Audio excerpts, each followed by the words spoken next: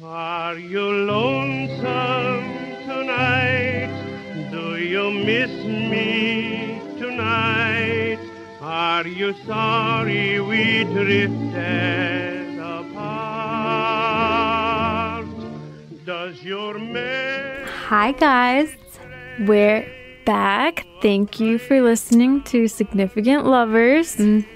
We are a true love podcast. I am Mel. Yes. And I'm Kel. And we're two cousins. We are true love podcasts, but today it's also like a true crime podcast because we are covering the infamous Gypsy-Rose Blanchard and her marriage and relationship with a guy named Ryan Anderson, who she met while she was in prison. Wow. You yeah, I was going to say that. Maybe. I haven't looked into it. Maybe he's a distant cousin. Yeah, this is our first true crime adjacent episode. So I wonder if this will attract any true crime people. Yeah. Welcome. Guys, so I am hosting today's episode, telling Kelly all about their relationship. I am getting over being sick, so my voice is a little shaky. At times, it might sound like I'm crying. You know, maybe that's fitting given some of the storyline that we're going to get into, but yeah. I am not. No worries. Yeah, but we don't need to comment about how it sounds like Mel's crying. Yeah. Just kidding. I don't think anybody was going to do that anyway. But Cal, have you been following Gypsy-Rose at all? No, not really. I have to admit. I don't follow true crime stories generally because it creeps me out too much. But it is interesting. I did look her up a while ago and read about it, but I don't know anything about her relationship really. So I have a lot to learn.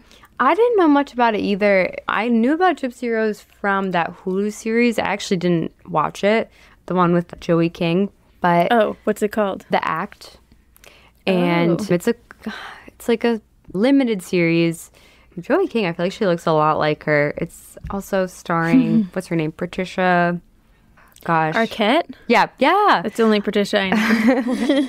Yeah, so that's how I first learned about Gypsy-Rose. But I didn't really know what... I feel like people now are suddenly so obsessed with her now that she just recently got out of prison. I didn't know that she was married or anything. I didn't know how old she was. So this episode, I'll say there's a lot of backstory with her. Not a lot of backstory with her husband. That's okay. That happens sometimes. But before we get into the episode, you know, on the podcast, we've talked a lot about how mental health can affect relationships. And we recently learned of an organization that is doing a lot of important work to combat OCD in relationships. Yeah, it's called NoCD.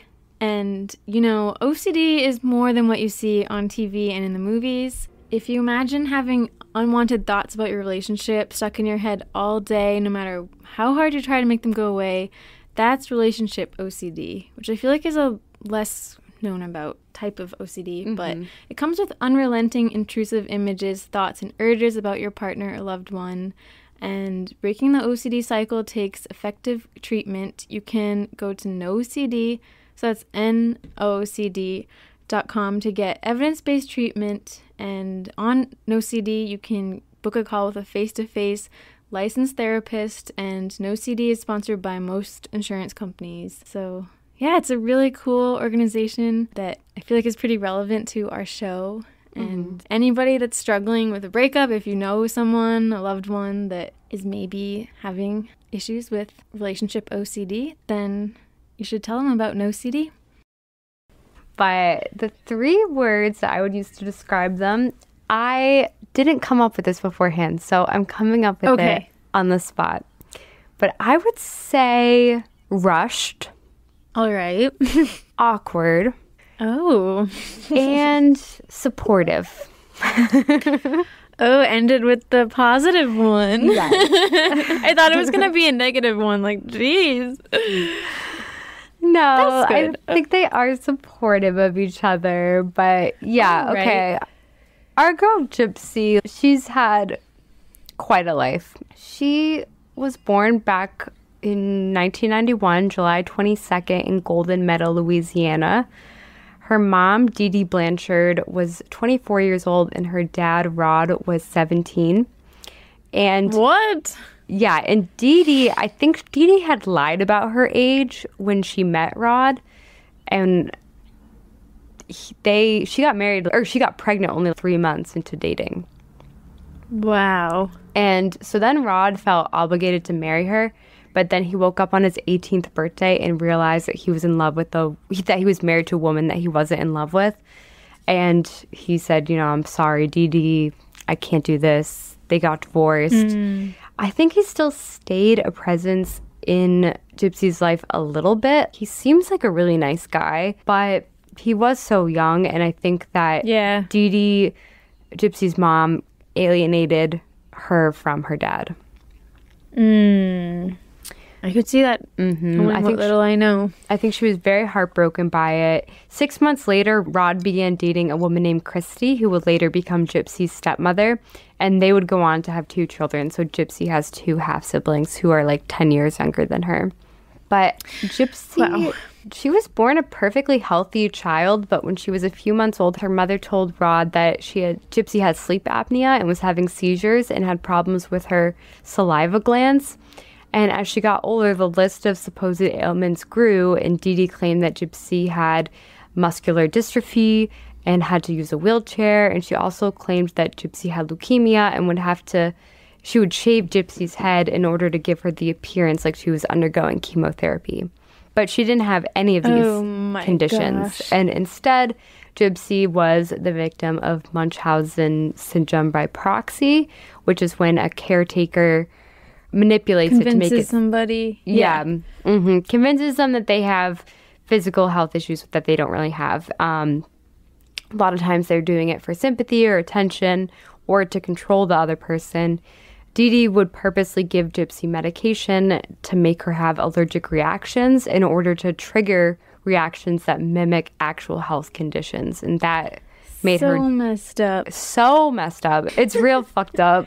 Would you say that her mother has Munchausen's? Is that how that works? And then Gypsy-Rose has it by proxy? Or what does the mother have as her mental illness? Because clearly she has one. Yeah, right? I think that's what it is. I think it's also called fictitious disease syndrome or something. I mean, her mother definitely had that. And in thinking about this story, I'm like, how much was her mother... on some level, her mom was aware that Gypsy wasn't really sick. If the doctor caught on to it or family members caught on to it, the mom would just go to a different doctor. And then later on, so Dee Dee and Gypsy lived with Dee Dee's parents, the grandparents. But once they caught on to the fact that Gypsy wasn't really sick, she moved away and they moved to Missouri. Wow. So she must have known that Gypsy was actually healthy. But how did she consciously know that she was purposely doing this? I'm not sure. Yeah, what the heck? I can kind of understand someone's urge to pretend that they're sick to get sympathy. Yeah. But it is just beyond understanding to like purposefully meddle with someone and make it look like they're sick when they're not. Yeah. I could see maybe overreacting, and if your kid has like the sniffles, then for attention, unconsciously jumping to conclusions like they have a disease, but to like actually give her medication and shave her head and stuff, like that's so deliberate. Yeah, and I think part of the reason also might have been for attention from Gypsy's father, because he always praised Dee Dee for being such a good mother, because Dee Dee came across like she was so doting. Like people in the community loved her because she seemed like the sweet mother who would do anything for her child and was taking her to all these doctor's appointments and homeschooling her. And she seemed like a saint to people. But Dee Dee, she was so good at manipulating doctors that Gypsy actually underwent several unnecessary surgeries, including getting a feeding tube put in and the removal of her saliva glands, which led her teeth to rot out, and she had to get all of her teeth removed. Oh my God. Yeah. What the heck? Really messed up. I could also see if a parent, their kid is sick and they're overprotective and they go to the doctors and the doctors say, oh, there's nothing wrong. And they're like, no, that's not true. There is. Like, I know there's something wrong, because they want to protect them. But in this case, it was just on a whole nother level. And also, but like I said, Gypsy's health issues garnered a lot of sympathy for the mother-daughter duo. On the surface, they seemed really close, and Gypsy had this very pure, childlike spirit well into her teens. She was very into Disney princesses and fairy tales. She has this very soft-spoken voice, like, fairy tales do exist, and just seemed so innocent. Yeah. And they moved to Missouri after Hurricane Katrina, and it's believed that the real reason they moved was, like I said, because Dee Dee's family was becoming skeptical of Gypsy's health issues, but also using Hurricane Katrina as an excuse allowed Dee Dee to explain away missing medical records when she went to the doctors. Oh my gosh. So, like, obviously on that level, she must be aware that she's doing this and being manipulative. And this move isolated Gypsy from her father even more. Dee Dee would speak very poorly about him, too, so kind of distanced Gypsy from him. And he was a normal guy, like, and it's unfortunate because it hindered her from having a normal, you know, parental unit in her life at all. Yeah. I know. Dee Dee would also lie to Gypsy about her age when she was a teenager, to the point where Gypsy didn't even know how old she was. When Gypsy was 19 years old, she thought she was, I think, 15 or 16. She had no idea that she was an adult, which is crazy. Like, at some point, you must know your real age. So she just must have been so manipulative that, like, the years could pass where it's like, wait, but didn't I... So was she was never in school? No, she was homeschooled. Yeah, I guess that makes sense. Because I feel like that would be hard to not know if you're in school. But yeah, exactly. That's true. Yeah, so she had no friends growing up either.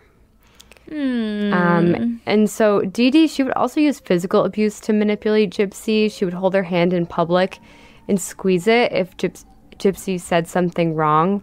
And she would strike her with clothing hangers at home when they got home if she said anything. In 2009, an anonymous tip was submitted to the authorities that Gypsy was being abused, and social workers even visited the home. But Dee Dee was so good at manipulating them that they just left. Wow. I wonder who sent that. I know, I'm not sure. Good on them, whoever it was. It seems like Dee Dee's family, like her mom and dad said that they didn't even, I think they said they flushed her ashes down the toilet when she died.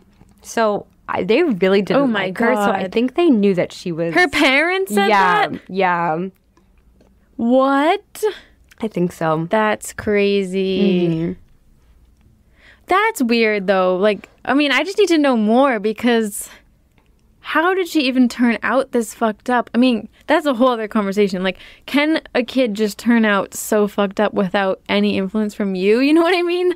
Like, can you have a kid that is just, like, evil and has nothing to do with how you raised them, you know? No, I think that they probably also were not giving her the attention that she needed growing up, and that's why she sought it out in these ways afterwards. Yeah. I mean, I feel like... yeah, there's got to be something weird with the grandparents, too. Because even despite everything that happened, like, to flush your own kids' ashes, that's fucked up. But anyway. Yeah, it's crazy. So Gypsy started to gain more independence as she got older, and she also really started to desire romance. You know, like I said, she was really obsessed with Disney princesses, and she was obsessed with the idea of a prince coming and saving her. However, Dee Dee forbid Gypsy from talking to boys and told her that she'd never be able to have love or a romantic relationship in her life. Oh my gosh. Which only made Gypsy want it more.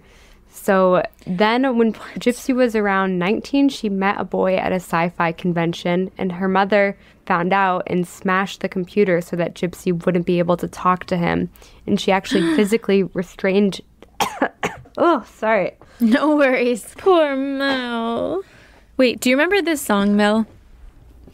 Try to run away with the gypsy woman. Yes, I do. Caitlin, my sister, was playing this CD in the car that she made a wicked long time ago, and that was on it. It's by Loretta. Oh my God. And relevant because Gypsy-Rose. First of all, okay, I don't want to... I'm sorry if someone listening, if this is your name, and Gypsy-Rose yourself, if you're listening, I'm sorry, but I question the mother's decision to name her Gypsy.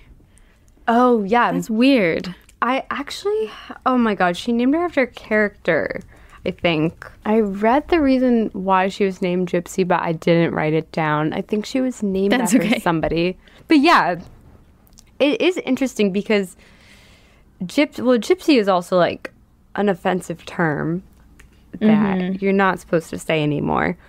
But it does mean someone who is deceptive, right? Kind of. I guess so. I mean, I always think of it as more like a traveler, like a bohemian person, but yeah, that's true. Like, that is one perception. Yeah. So that is interesting. Because the mom is deceptive. Exactly. And in some way, Gypsy was deceptive with her mother. Like, Gypsy was catching on to the fact that she wasn't really sick and was playing into this role, but it was a means of survival because, like I said, her mother would strike her if she acted out. So she didn't know any differently.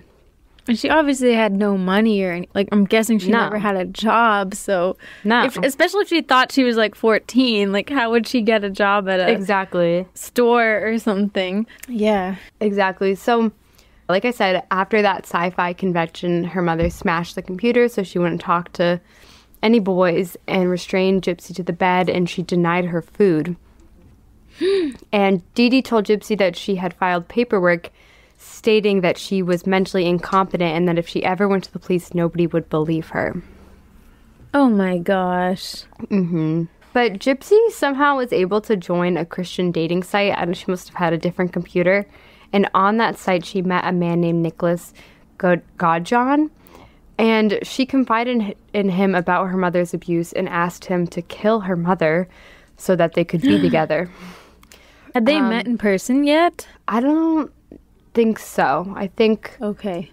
But they eventually did meet in person. I didn't really research their relationship too much. So, but Nicholas, he had a history of mental health issues, and he was also autistic.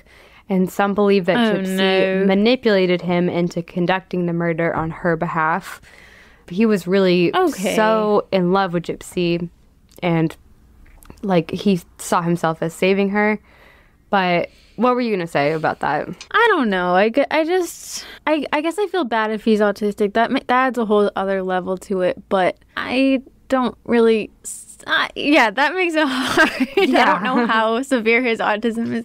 It's hard to get mad at people when they have mental struggles or issues like this. So I don't know, but I would say that it's hard for me to like absolve someone from murder, to say like, oh, well, I was manipulated. Like, how? I don't know. I can't even think of one reason that could you know what I mean? Like, it's a decision that you made. It's a huge step to do something like that. I don't know. I feel like I just don't know how someone could manipulate you that much that you think that that's like a thing to do, and then later you can say like, I didn't mean to, or you know what I mean? Yeah, no, I agree. I mean, that was his defense on the stand, was that you know, his defense team said that he was not in the like mentally, I don't know, independent enough to have done something like that on his own, and that he was easily influenced by Gypsy, and that they made it seem like she was really manipulative and it was her idea, and you know, he just went along with it because he loved her so much.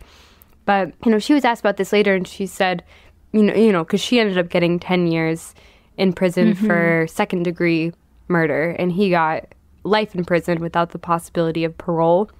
And so she was asked if she felt guilty that he's going to be locked up for the rest of his life when it was her idea. And she said, well, he is the one that did it. You know, he made that decision. But he wouldn't have done it if she didn't tell him to do it. So that is the complicated part of that. I'm guessing they didn't know each other that well, right? Or did they? They did have a sexual relationship, and they did say that they were in love and that they were doing this so that they could be together. How did she sneak around her mom and do that? I don't know. That's a real good question. Wow. Like I said, I didn't research the actual backstory too much. But in June 2015 is when the murder happened. And this was a very highly planned murder. Like, it wasn't just impulsive. They really did plan it together. He killed Dee Dee by stabbing her to death 17 times while Gypsy was in the next room. And then immediately afterwards, they posted to Facebook, "The bitch is dead." And then they went in the next room and they had sex. And then they fled the scene. So, like, there's a lot of fucked up shit going on. And, like, I feel a lot of sympathy for Gypsy with the way her mother treated her. But, like, this is fucked up. Like, it is. Because it just hurts me. Like, what if her mom got treatment for whatever was wrong with her? And, like, she could have changed, maybe. I mean, what she did was horrible, but murder's never right, you know? I know. But, I mean, Gypsy, I don't know if she knew that there was another way out. It's like, we can't say, like, if we were in her situation, what we would do. Like, if she was so isolated and all she knew were movies, where that's how people solve problems, and I don't know. I think that she had a very warped sense of the world, so that's true. Yeah, and actually, like, when she went to prison, she gained weight. Usually when people go to prison, they lose weight, which just showed, the judge how abused she was, that she was so malnourished when she was, like, she really looked like she was, like, a young child when she was 23 years old. That's insane. Ryan's backstory is a lot shorter. I don't know anything about him. He's from Lake Charles, Louisiana. He works as a middle school social studies teacher. And before meeting Gypsy, he was helping to financially support and raise his nephew with his mother. And Gypsy has described him as being soft, goofy, and having a calming presence. And a fire D. Oh my God. That's all I know. That's all I know about the guy. I'll also say he's like maybe 300 pounds. Oh, really? Wow. Just eyeballing it. To just help you visualize him. Okay. So back in 2017, Ryan watched the HBO documentary film Mommy, Dead, and Dearest and thought to himself, gosh, she's cute. And Gypsy's story really stuck with him. So then he watched the Hulu series The Act, which is based on her life, which came out in 2019. And more or less, it's just like a true crime case that he's very interested in at this time. Mm-hmm. In the prison confessions, he said, I felt sad for her. I felt like I couldn't judge her for that. I understood why she did it. You know, Gypsy felt this was the only way out. But before meeting Ryan in 2018, Gypsy was actually engaged to another man named Ken, who had written to her in prison. What? Mm-hmm. I didn't know that. And they became pen pals and would talk on the phone regularly, and then he proposed in October 2018. And Gypsy revealed in the Lifetime documentary, The Prison Confessions, that he was her first great love and that he gave her her first passionate kiss. Wow.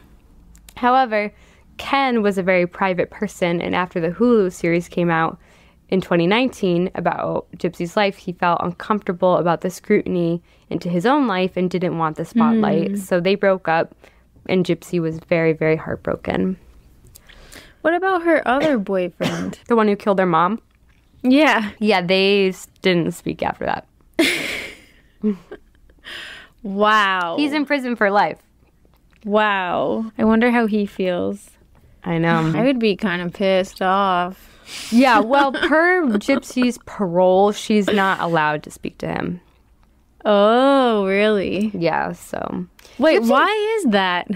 I don't know. You probably don't know. I think that's often the case, though, that when someone commits a crime, once they get paroled, they're not allowed to speak to either their victim or, like, the person they committed the crime with. But, yeah, and Gypsy did testify as a witness in Nicholas's case to try to help him get off, but it didn't work. That's a tough situation because I feel like to help him would be harming yourself. I know, but I think at that point she had already gotten her sentence. So she was already in prison, so she was testifying, basically just saying it was her idea. Anyway. Apparently Gypsy and Ken got back together in 2019 and planned to get married in 2020, but they ended up breaking up again because Ken didn't want to be in the spotlight. So then it's 2020, and it was the height of lockdown, and Tiger King was the show that everyone was watching. And Ryan's friend wanted to write to Joe Exotic, and Ryan said, okay, I'll make a deal with you. You write Tiger King, and I'll write Gypsy-Rose Blanchard. And he later said, I remember telling her what her story meant to me, and on the second page, I just let her have it. I told her everything about me. About the letter, Gypsy said, the thing that stuck out the most about Ryan's letter is not only how genuine he came across, but also how funny he is. His sense of humor was great, and I just vibed with that really well.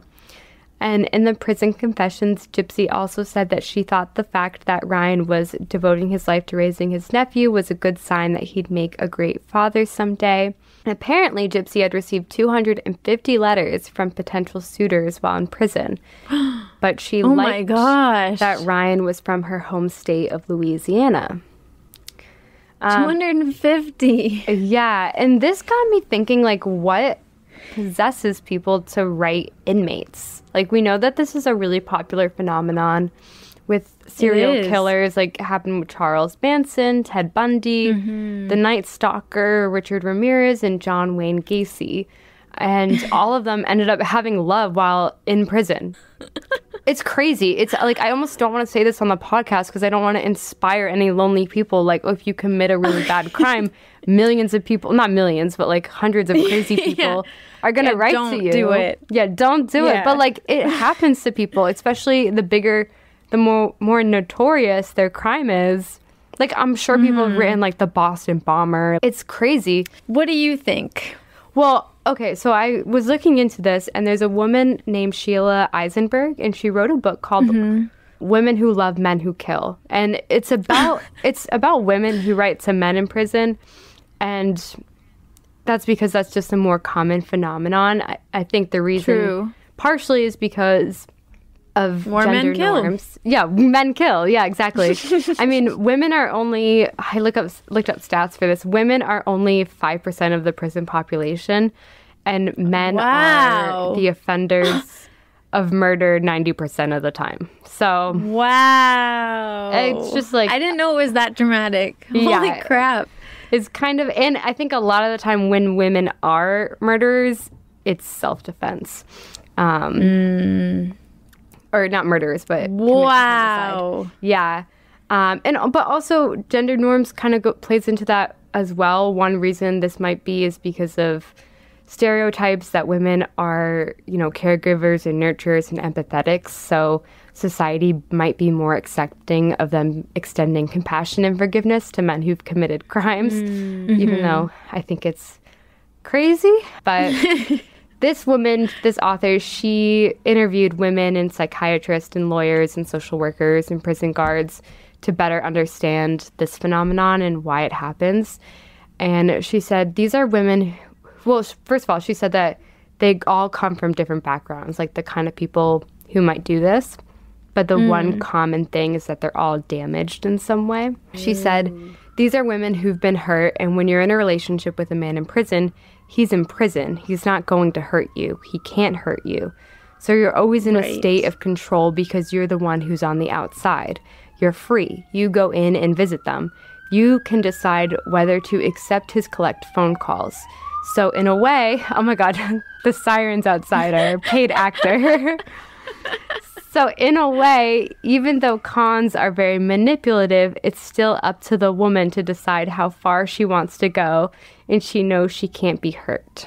Right. But I think this applies to men as well. I would imagine that the type of man who would write to a woman in prison is probably someone who has been chronically hurt by women in the past. Might be one of those nice guys finish last types of guys, and he finds himself wanting the power of being a savior figure for a woman. Yeah. Which is perfect because Gypsy has fantasized about this knight in shining armor fantasy her whole life. And so someone like Ryan writing to her, this is his opportunity to be that for a girl when maybe his options are limited in real life. And Gypsy's story is so different from somebody like Charles Manson. I mean, no one really sees Charles Manson as like, oh, poor thing, you know. Like, you know he's a really bad guy. But, like, with Gypsy, there is room to sympathize with her and think that she's been trapped her whole life, and she's trapped again in prison, and it's definitely more of, like, a savior thing. Yeah, it's interesting. Yeah, no, I mean, she still seems very innocent, even though she was responsible for a murder. She said in the prison confessions, "My mother always told me I would never find love for myself. I would never find true happiness with another person, but that didn't stop me from trying, so I wrote him back." And then Ryan was on his lunch break at school and opened his inbox to an email from Gypsy requesting him to email her back. And he was absolutely shocked because he did not expect that she would write him. And then he went back into the office at school and told his coworkers and asked everyone what he should do. And per his friend's advice, he replied and wrote a really lengthy email basically about his whole life. Wow. And from the documentary, it seems like because Gypsy was a very public figure, simply getting a response from her made him feel incredibly special. In the documentary, he keeps repeating, "What made you choose me?" Like that, it seems like he is not someone who got a lot of attention from women. And so, like, I don't want to say, like, he doesn't really care about Gypsy as the person she is, but I think Gypsy, the celebrity in a way, was really exciting for him. Right. Understandable. And then starting in May 2020, they would start writing letters back and forth to each other. Wow. But after a year and 2 months, Ryan finally visited Gypsy in prison for the first time. He lived in Louisiana, so it was a 14-hour drive, but still, that's a really long time. A year and a half? Yeah. But it is far. Yeah, and I guess it was the pandemic, too. Yeah. Might have been rules about 14 hours, yeah. No, yeah, during the pandemic, it definitely was like, I mean, I don't know if this would get in the way of his love, but it definitely was like a no-no to travel far to see people. So also might not have been allowed now that I'm thinking of it. Maybe. So they finally met. Yes. And the night they met. After first meeting, Gypsy said, "I walked into the room and I thought, wow, he's a lot more handsome than in the pictures. So we had 4 hours to sit and talk together. We had this connection that seemed so seamless, so easy. This is something I never thought that I would have after everything that has happened." But it's interesting she says that because she did have that with somebody else. That's true. And he broke up with her and she was heartbroken. And she said that he was her first great love. So I feel like she's kind of changing the story a little bit. Maybe after that ended, she had like given up. Yeah, maybe. That's true. Be in love. I feel like I have felt that way after all my breakups. Like, I'm never going to find love again. That is true.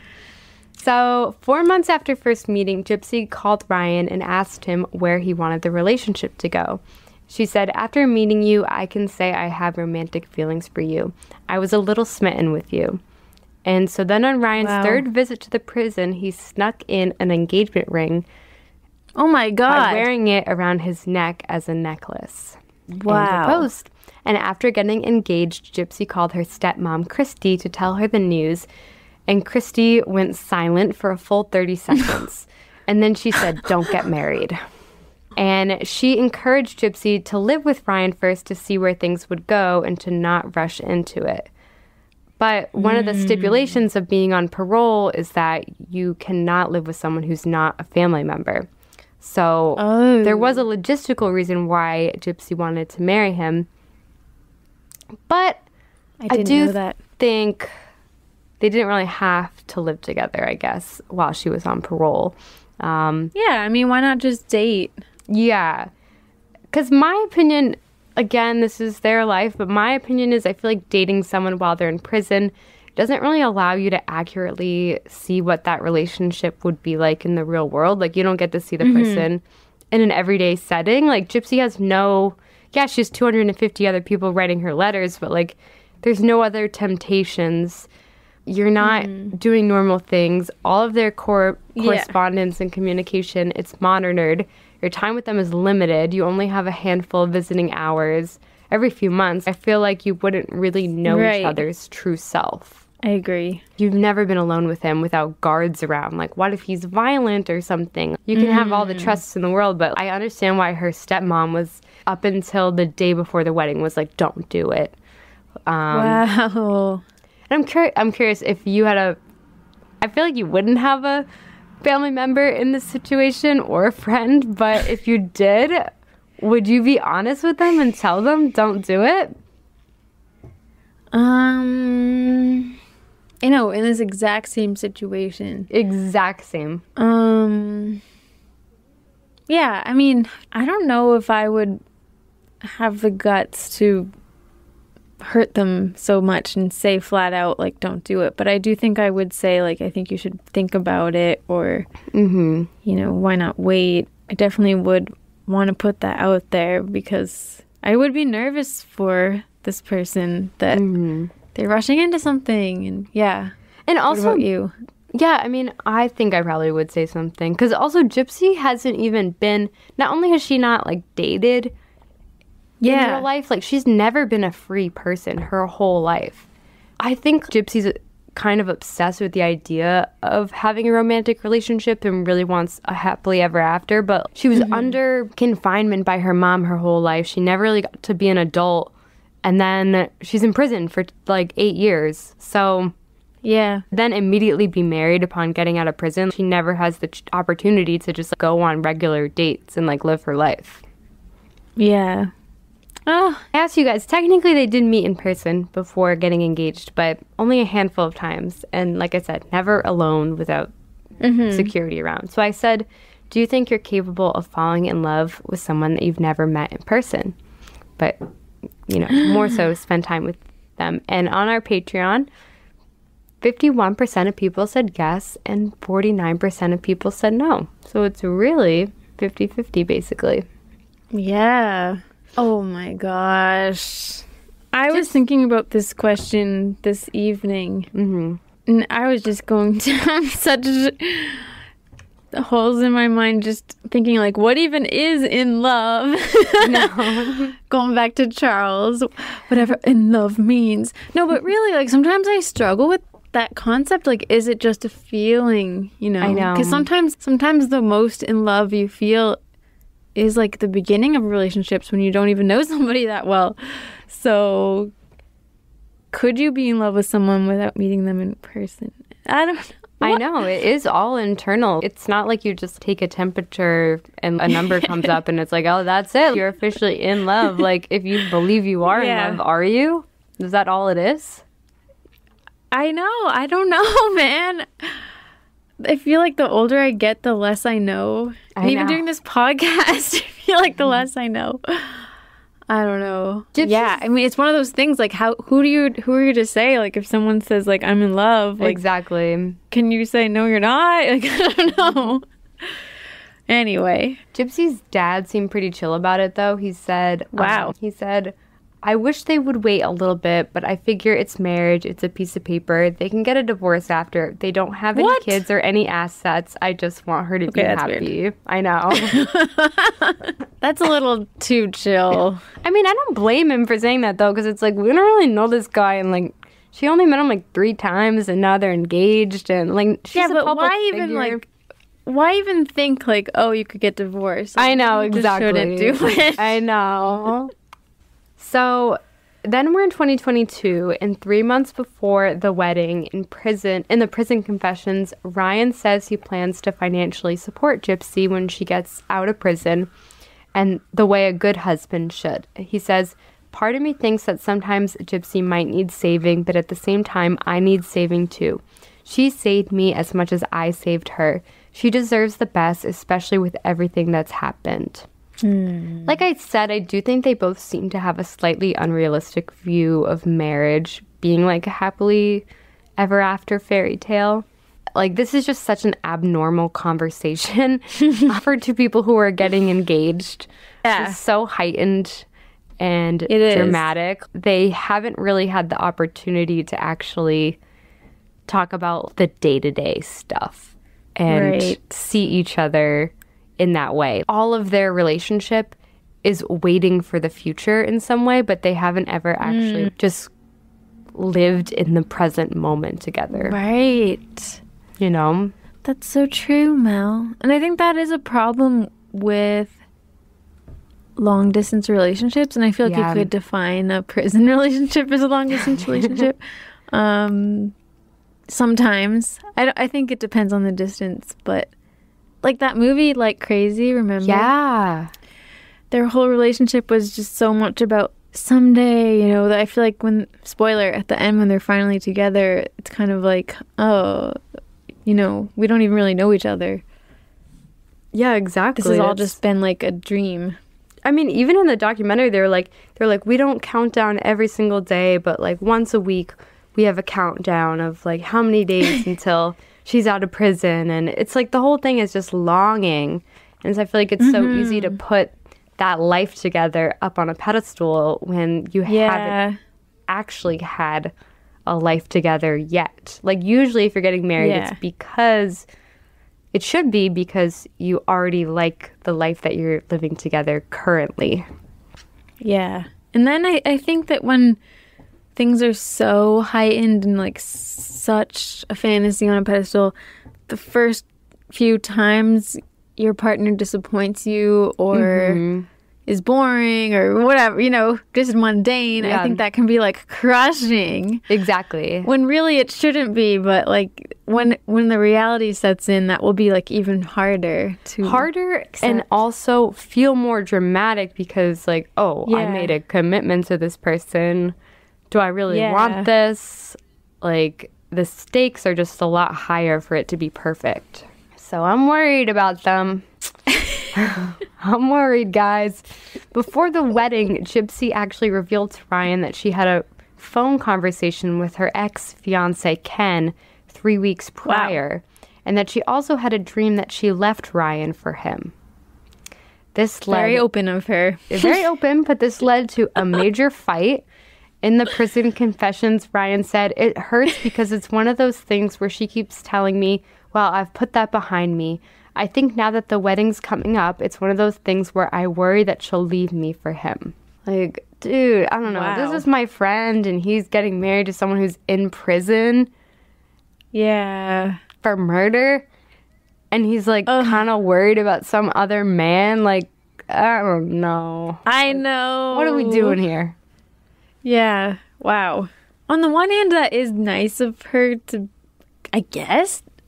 Okay, put a pin in the word nice. I don't know if it is.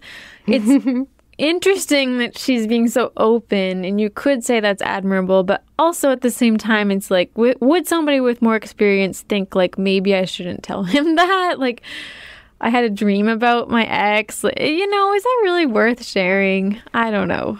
Later on, Gypsy went on Nick Vile's podcast. He's a former bachelor. And he said, Ryan went on there with her.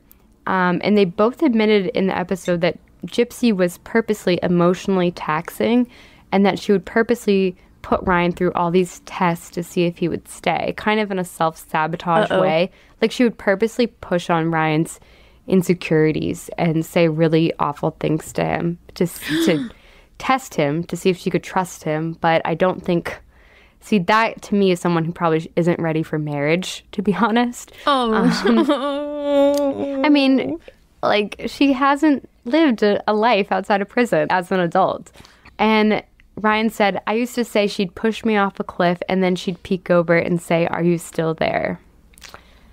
Oh my gosh. And Nick Vile asks him on the podcast, was there ever a moment where it was too much and you just couldn't do it? And he says, honestly, no, because he just knew. He said he knew that they had it. And he says, "I would say you pushed me off a cliff, but you've seen those people who put tents on a cliff and they nail it to the cliff, like basically saying that he's like in it for the long haul and he means it. Which is nice, but also it's like, again, like I said in the beginning, like, is this a guy who like hasn't had luck in love before and maybe is a little desperate? I hate to say it, but like I don't think that sounds like a good dynamic, guys. Yeah, I'm worried. So also about this thing with her ex, Gypsy told Ryan that the conversation with Ken, the recent conversation, it gave her closure and that she wanted to go through with the wedding. And she reassured Ryan by saying, I'll never be some blonde, fake-ass, prissy-ass bimbo that he's interested in. We're not going to stay in touch with each other anymore. Which I feel like, to me, that wouldn't be that reassuring because it's not I know, like, right? It's not like I'm over him. It's like I'll never be the girl he wants. But if I was. Yeah, exactly. Like, then we would be together? Yeah. That doesn't really Interesting. make it sound like it's even her decision. But they went through with the wedding. They got married on July 21st, 2022 in a small prison ceremony with no guests. Gypsy, she's wearing her prison garb. It's not really fancy. It's in prison. Like, it's not ideal. And because of prison rules, the wedding band had to be less than $100. Ryan got her a rose gold band because of her name, Gypsy Rose.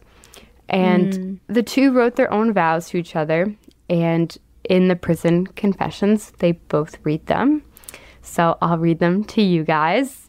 Ryan said, Gypsy Rose, my gorgeous snuggles, you are the most woman that I've ever known. The most woman that I've ever known.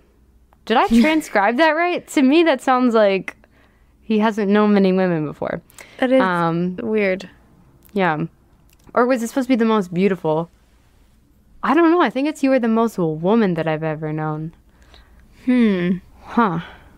Okay. Even after all of our time together, I still fall more and more in love with you with each passing day. When you walked into the visiting room the first time, I realized at that moment I was meeting the love of my life. Every time I hear your voice, my heart skips a beat. I will always be here for you, no matter what life throws your way. My love for you will never stop growing. You are my best friend, my love, my life, my heart. You are my everything. Marrying you today is the happiest moment of my life. And I know our future together and our love for each other will be endless and everlasting. I love you with all of my heart and soul. Wow. Very sweet, but I kind of hate when, not everyone's a writer, but I hate when people don't put specific things in there. I know. We're using some cliches there, like... Yeah. I mean, he mentioned that when you first walked in the visiting room, into cliches, yeah. The visiting room is, like, the most specific thing, and it's, like, a prison thing, I know. Yeah, what's even the point of writing your own vows if you're just going to be cliche? I know. I hate funerals, too. Yeah, sorry. At funerals, I never want to hear they lit up a room. Like, let's something new. Please. They lit up a room. Then Gypsy said, my Mel, darling... you do light up a room, though. Oh, so do you, Kel. Oh, no, That's so sweet. I'm too shy.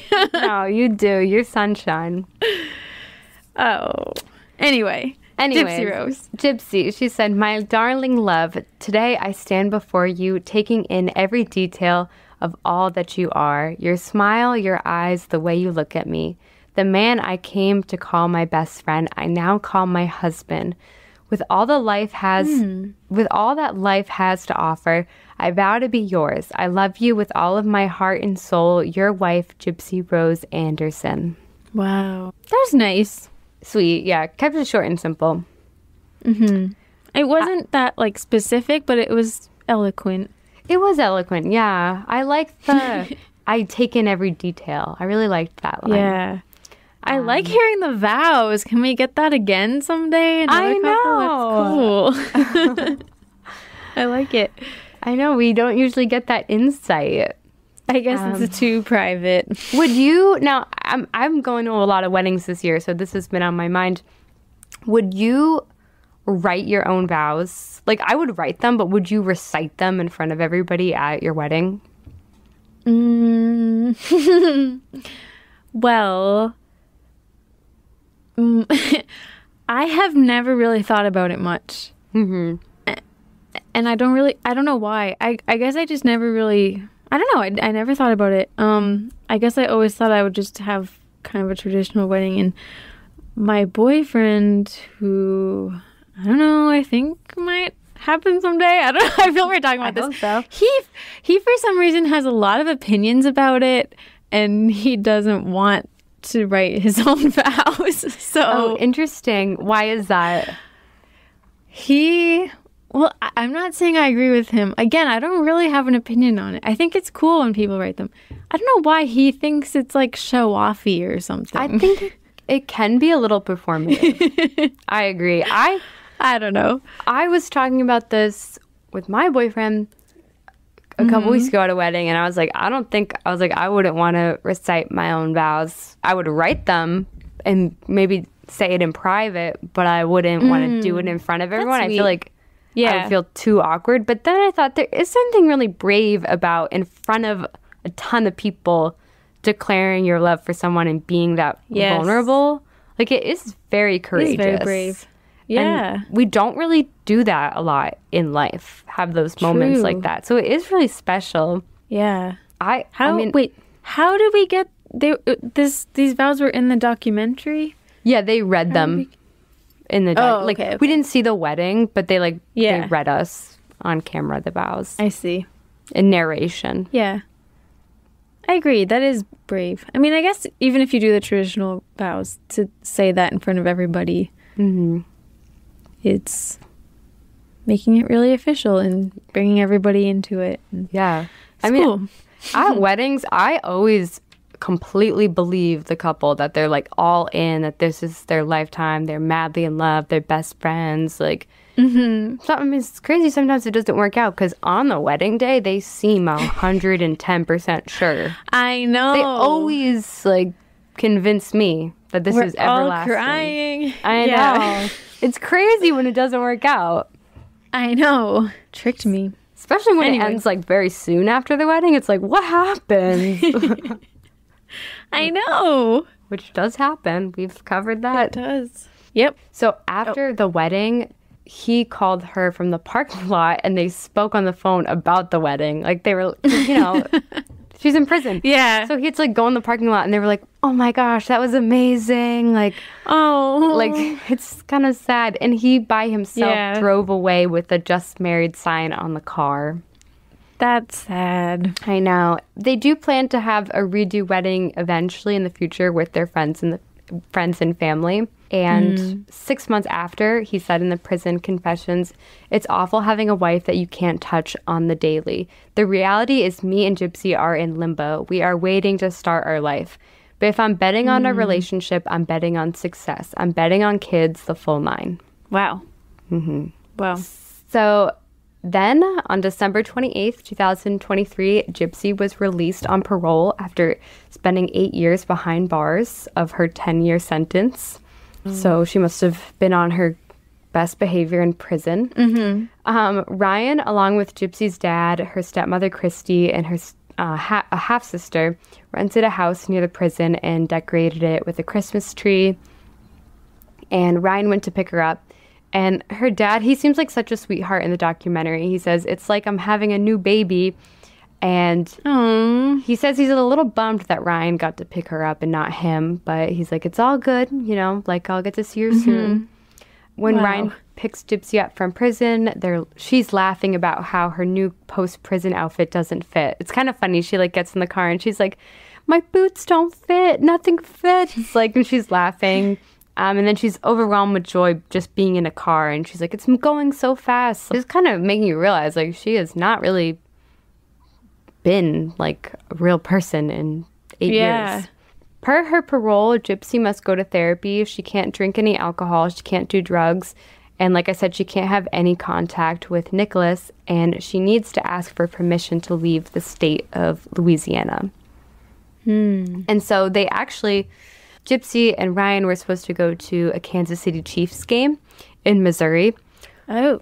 But Gypsy had said in an interview how she really wanted to meet Taylor Swift. And this might not be the reason for it. But then immediately Gypsy's Missouri parole officer was like, you have to leave Missouri immediately. You have to go right back to Louisiana. So she doesn't know why that is, but she wasn't allowed to go to the Kansas City Chiefs game. And on Nick Viall's podcast, she was speculating it was because Taylor Swift or whatever, like, people started, that, like, became a headline. And then there were all these articles that were like, convicted felon murderer Gypsy-Rose really wants to meet Taylor Swift at the Chiefs game, and spun it into this, like, dramatic thing. What the heck? Taylor should meet her. I know. Do it. I know, Taylor. That would be iconic. Yeah. Also, what's she gonna do? Stab you? She's like... No. That would be crazy. Soon after being released, Gypsy and Ryan posted a lot of cute selfies of each other to their Instagram, and they began doing a lot of press interviews. I was thinking, I feel like it would be difficult doing all that press while also being together for the very first time. Yeah. That's so overwhelming. Like, just being together for the first time is a lot, but then to now suddenly be influencers all at once, I don't know if that's a good recipe. I agree. But yeah, like I said, they went on Nick Viall's podcast. They did a lot of podcasts and interviews with, like, Entertainment Tonight and all these different things. Ryan jokes in that Nick Viall podcast about, well, so Gypsy says, it's been very enjoyable. We spent a couple of days at home. I don't think there's anything that really shocked me about him. But then she goes on to say that he's getting used to putting the toilet seat down for her. And then Ryan is like talking about how Gypsy is on his case about the toilet seat. And then he's like, just as I'm on my way to buy her new shoes. He's kind of rolling his eyes as if he's spending a lot of money on her and being kind of demanding. It's all like cute little banter, but I don't know. Something kind of was weird about it to me at the same time. Okay. Like, is this really a joke, or is this actually bothering you? Yeah, I'm not sure. I think the thing about as I'm on my way to buy her shoes, I don't like the comment of, like, as I'm spending money on her, basically. She doesn't have a job. You said you're married. You said you were going to support her. That's true. But I was going to ask you the toilet seat, because this came up with my boyfriend recently, because at his place, the toilet seat is always up after he goes to the bathroom. But he just told me that he's making more of an effort to put it down. And I was raised in a house where my mom reinforced to my brothers, like, always put the toilet seat back down, because us women, like, sometimes we might fall in. If we don't realize it's still up, that has happened to me once or twice. So my brothers were always really good about it. Sometimes their friends weren't really. But then my boyfriend, he was like, well, I mean, if I'm just home, it's a lot quicker for me to just leave it up, because most of the time I'm just peeing. Yeah. But I don't know. Is this too personal? Does this come up in your relationship, the toilet seat? No, I mean, Charlie has two sisters, so I think he also is very good about it. I think whenever I'm gone for a while, I notice it's still up. But yeah, it's been pretty much no problem. Yeah. It always, I guess the guys have to do it. They have to touch the seat, but it always grosses me out to put it down. I know. It grosses me out so much, actually, in public restrooms. Oh my God, That's when it grosses me out. I always, like, take a piece of toilet paper to hold it and put it down or something. Yeah. That grosses me out. Yeah.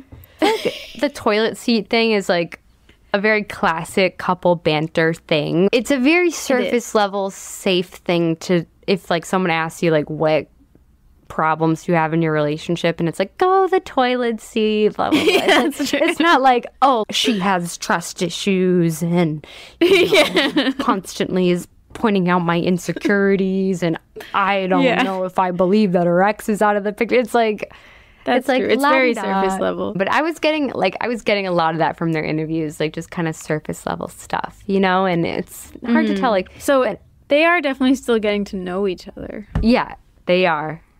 Mm-hmm. Nick Vile asks them if they've considered couples therapy, and Gypsy says that she's been looking for a couples therapist ever since she was in prison, and that while she was locked up, she was inspired by a lot of marriage podcasts, and that she would frequently send them to Ryan.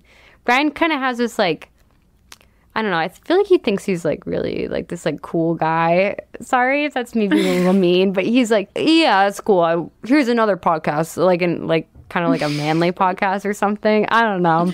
Yeah.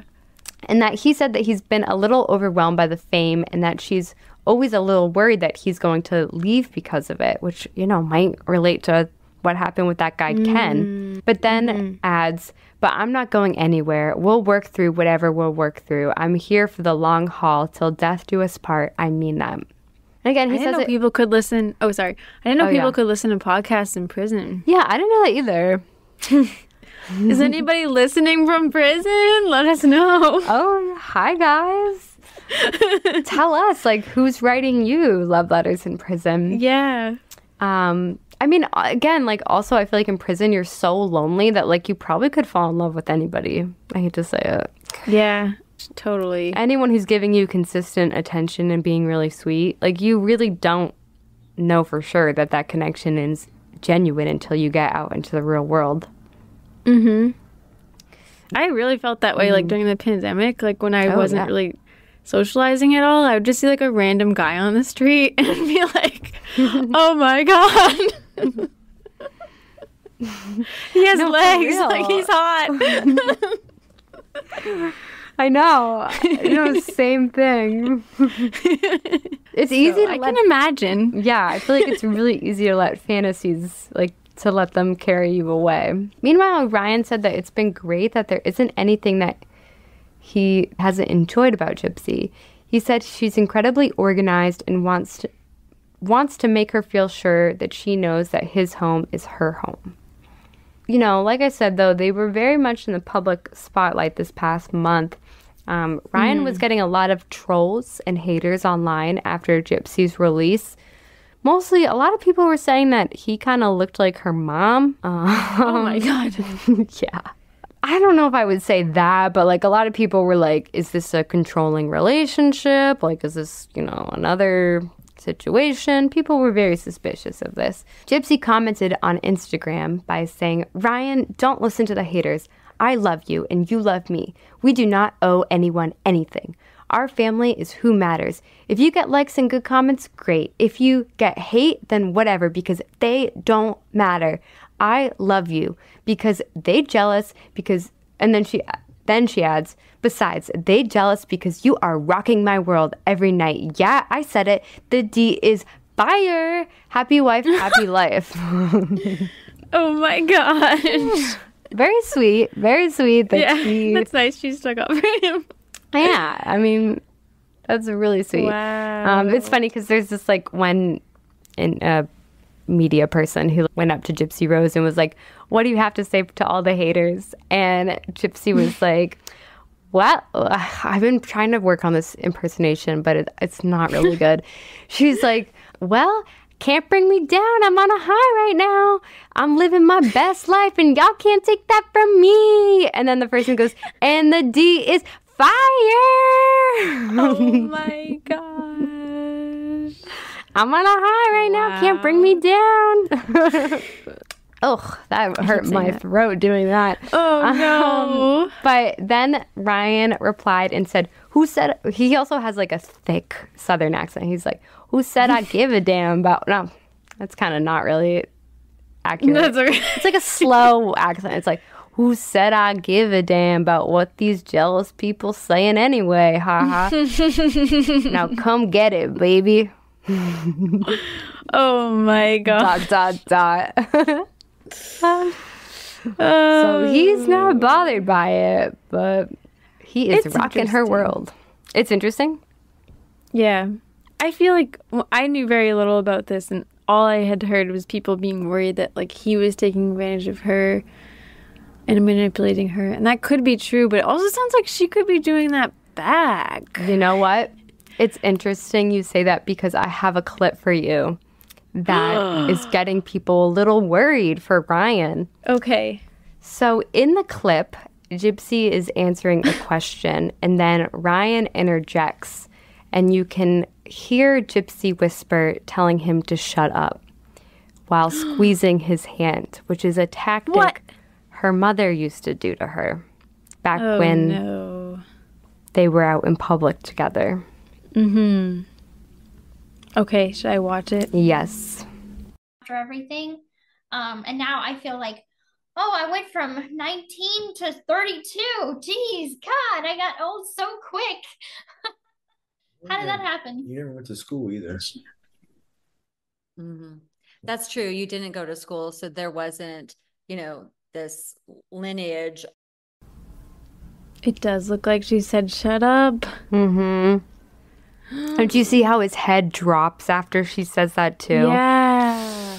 And he was saying something like supportive to say, like, you didn't know because you didn't go to school. I mean, I even said that earlier. Like, she didn't go to school, so she wouldn't have known how old she was. Yeah. I mean, I could give her the benefit of the doubt. It could be like a shut up, like, oh, shut up. Like, but it's like, that's not really, he wasn't like mocking her or anything. Like you said, he was supporting her. So like, why is she telling him to shut up? And she's whispering it too, so it's not really. Yeah, she didn't say it in like a joking, sarcastic way.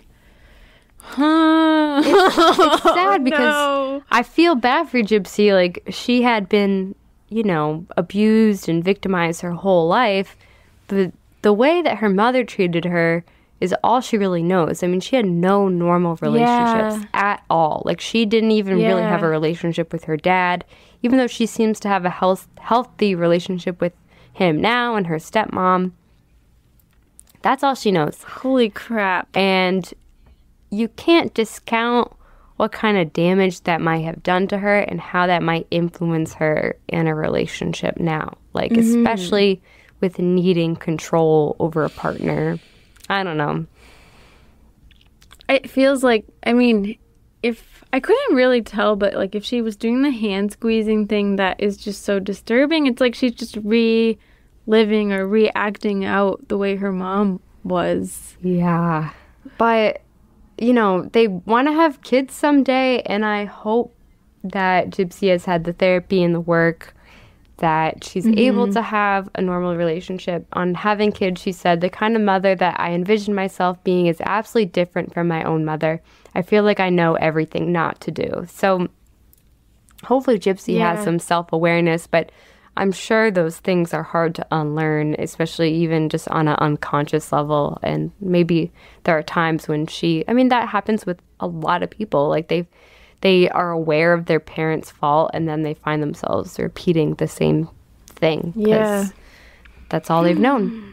But yeah, that is Gypsy Rose and Ryan Anderson. Ryan Anderson. Oh my gosh. I hope that they both are okay, and I hope for the best for them. I hope for the best, but my percentage, unfortunately, not super high.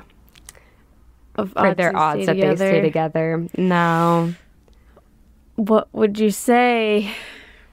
I'm going to give them 20%. Yeah. I guess me too. I hope she's not listening. I know. I do wish them the best. And I think that it's not impossible. I think that they can work things out. Wow, that was really fascinating. Thank you, Mel. I as I said, I hadn't really looked too much into it, but now I want to. It is disturbing everything that happened with her mom, but now it definitely feels like a new story. More about them as a couple, and yeah, I mean, it's really different from any of the couples we've covered. Totally different. I want the best for them. Though. They both seem like hopeless romantics. They really want love, and they seem sweet in their interviews recently, besides that shut up thing. I hope that means nothing. I hope we're overthinking it. And it started on shaky ground. So the odds are against them. But we'll have to keep watching what's happening. Maybe we'll have an update someday. Wow. Thanks, Mel. Sorry this went over an hour. I hope your voice is okay. I'm going to take a hot shower after this. But next week, also really, really messy. Another, kind of story that's been in the headlines the past year, past 2 years. I would say it's newsworthy.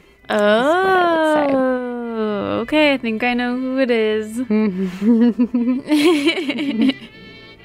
Well, you had told me a couple ideas, but I didn't know for sure what it was. So cool. All right. Well, thank you so much, Mel. And thank you, everybody listening. And we'll get back together next week. Yep. Bye. Bye. Is your heart filled with pain? Shall I come back again? Tell